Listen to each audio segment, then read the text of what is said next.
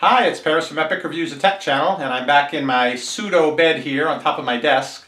Really just my wife makes me sleep here if I stay up too late playing StarCraft 2. Not really.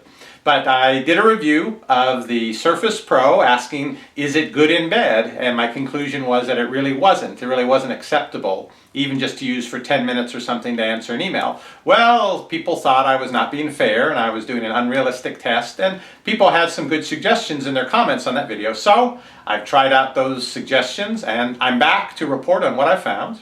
So I can tell you that the main thing for me was that I had thought I would try to use it with the kickstand out and put it on my stomach, and it just wasn't working out, both the motion and the fact that the angle points it somewhere up here. So somebody told me, I don't know why I didn't think of this, they said, why don't you just take the keyboard, don't use it as a keyboard, but fold it underneath as a solid surface, put the kickstand there, and then use it. So having it like this is much improved. The angle works. It wouldn't be great for a long period of time, but I can use it this way. It's okay now, I would say.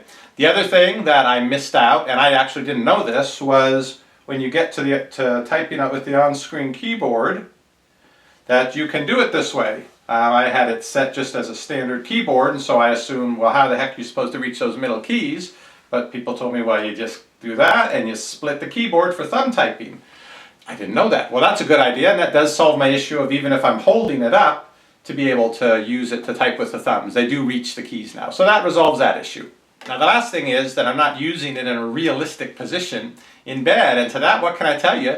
This is just how I use a computer in bed. I know my wife, when she's going to do some Facebook time, she puts the pillows up behind her and she kind of sits most of the way up and does that. And maybe that's what most people do. Maybe I'm just weird.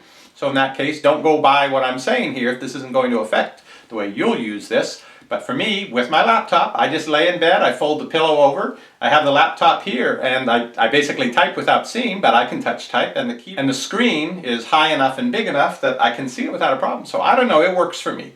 So to that, all I can say is that's just the way I really do use the computer in bed. But anyhow, I had previously rated this basically as unacceptable in bed, and so I will now, with these new findings, change that to it's passable. Still not ideal. There are better devices for me in bed, but this is now passable, I would say. I could use it for a few minutes and it would be okay. Since you're being so helpful with my nocturnal endeavors, maybe you can watch this other video, I'll put the link up on this screen, about StarCraft 2.